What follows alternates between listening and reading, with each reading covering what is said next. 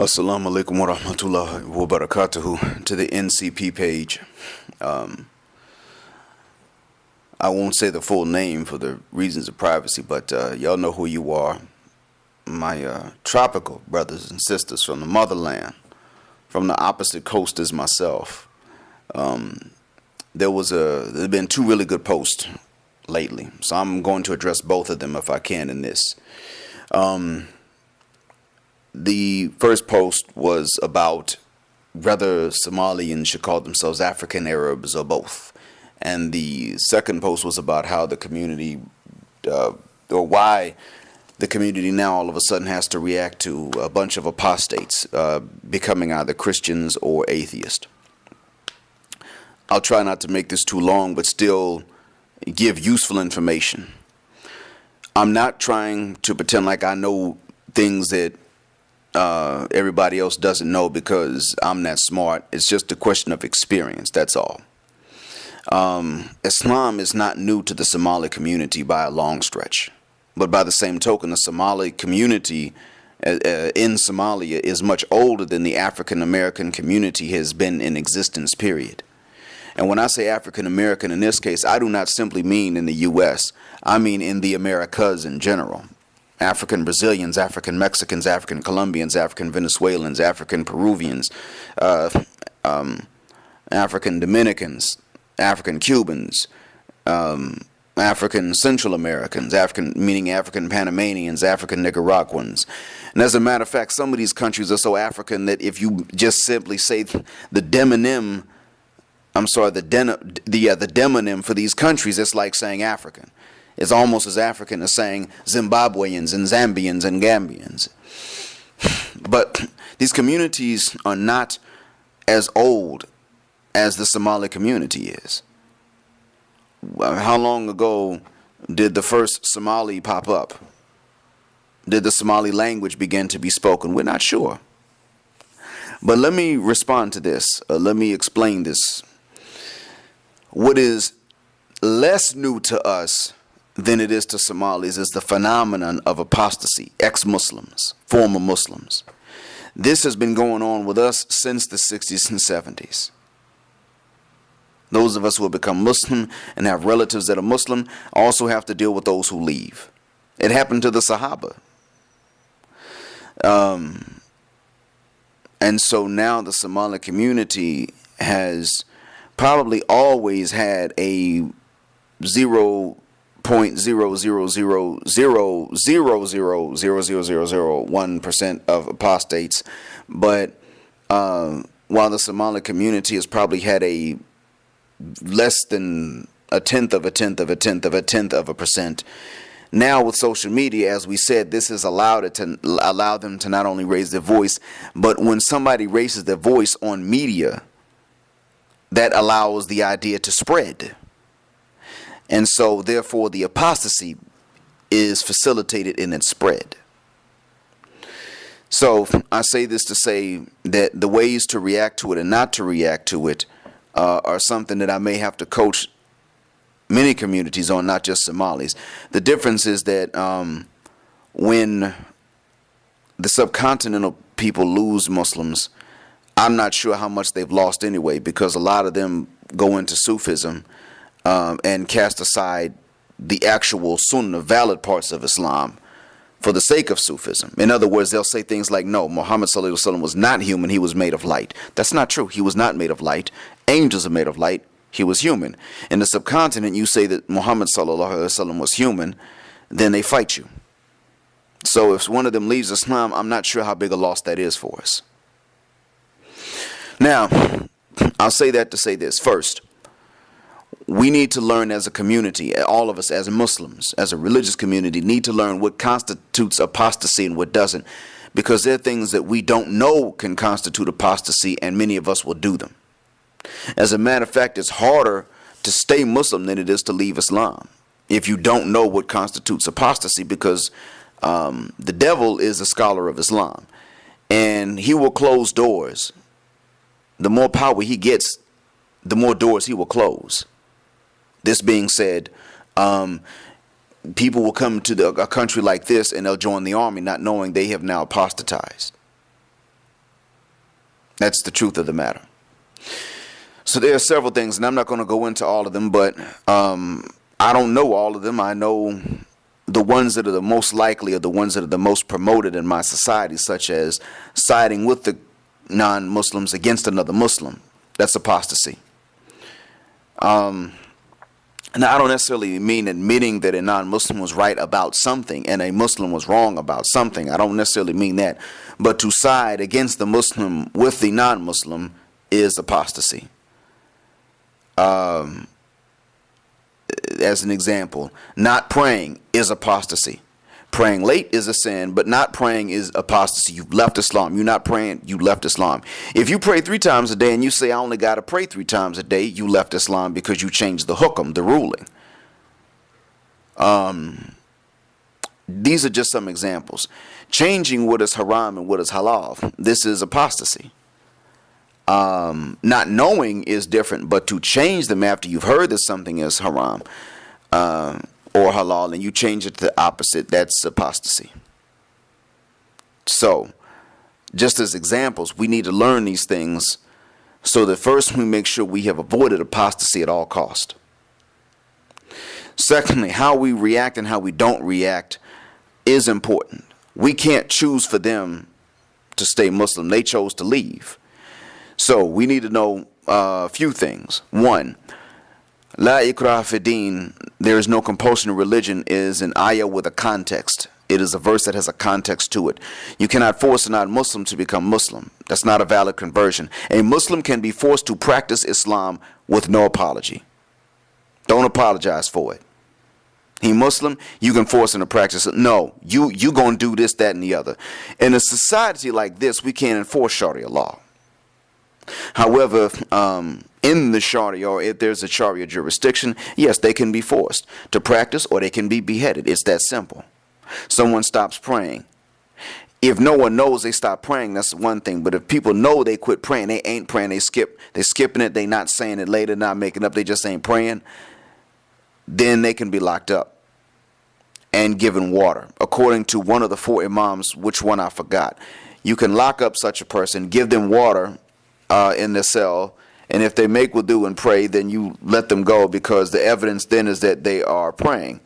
And if you find that they're skipping the prayer, then you take them out and you cut the head off. And no matter how stereotypical that sounds, that's the truth of the matter. But that's also in a Sharia jurisdiction. We can't do that in a non-Sharia country, obviously. But I'm just saying that to say that we need to know the context of La ikraha fi din. We can't quote that in a case like this. So we can't quote that. Secondly, we need to be dismissive of them. The way that we would be dismissive if we met a Pakistani and he said, oh, I used to be Muslim. We dismiss it because he's not Muslim and he's not from our people. We have to be just as dismissive of people from our own ethnicities when they leave Islam as we are of people from an ethnicity we may not like very much when they leave Islam. And many African Americans who are Muslim also have relatives who left. A colleague of mine had a mother who left Islam, but she remained a Muslim. I have 2 lady cousins who left Islam. One may be practicing it in secret, but her mother left, so she may be hiding it. I don't know. The other one left. She outright became an Episcopalian after being a Muslim. I don't talk to them. I had to cut them loose.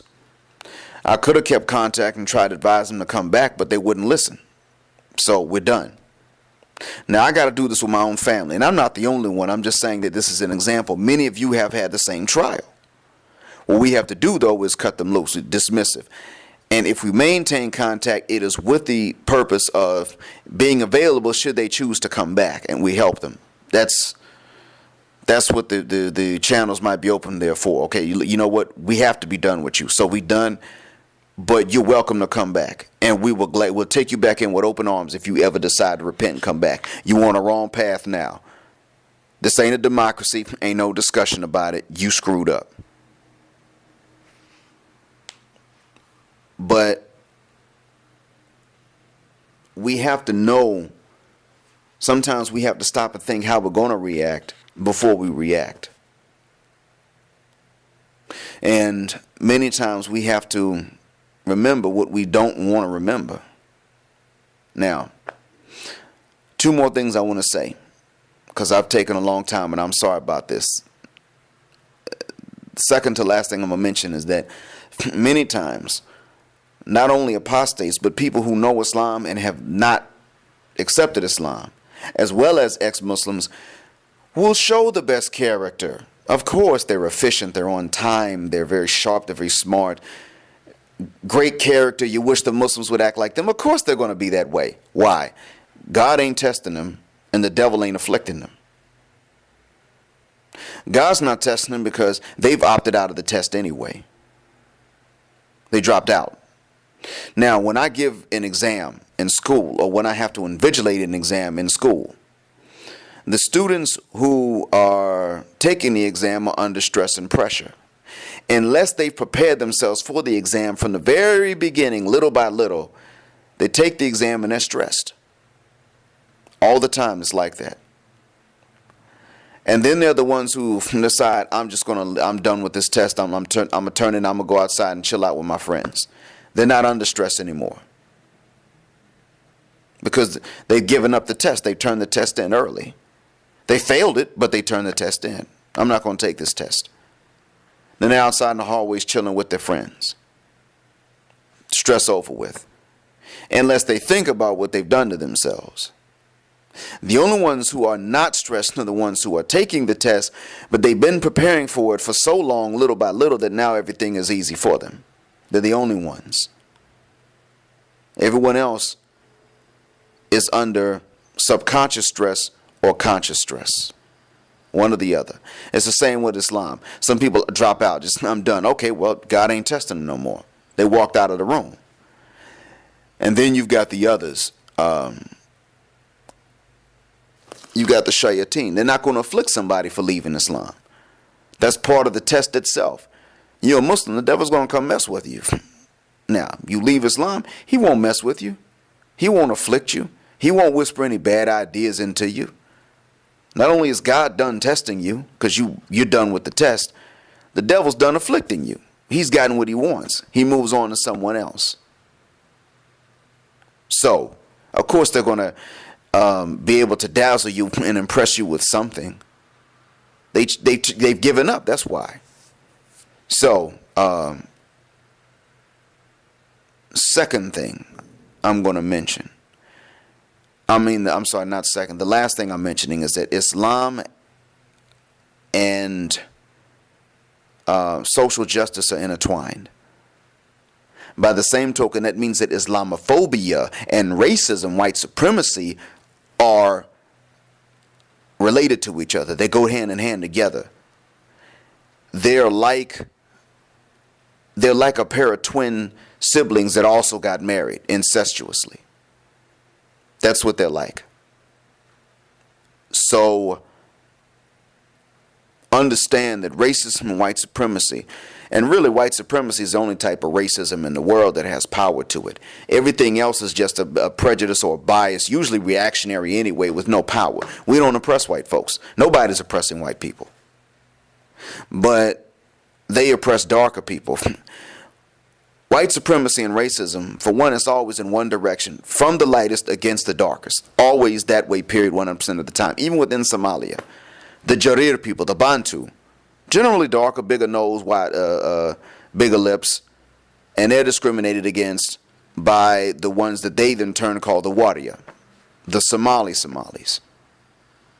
Maybe big lips, but itty bitty nose. Maybe their hair is less kinky, but kinky. Maybe. Generally speaking, the blacker of the two, the Jarir, the Bantu, also are called slaves. So even within black folks, we've bought into this white supremacy mindset. In Burma, Myanmar, the Rohingya people who are Muslim are also darker. So they're insulted when they're being shot and burned alive. They're being insulted for their religion and their color. In India and Pakistan, the darker you are, the uglier you're seen as being, bottom line. So you look around the world and it always follows one pattern. Islam is the most militant religion against racism and white supremacy and even classism. How so? Muhammad sallallahu alaihi wasallam was the most militant against it. He would go and take not just slaves, because slaves were any color. He'd take the darkest of the slaves, the blackest of the slaves, and marry them to the wealthiest and prettiest of the nobility from among the Quraysh.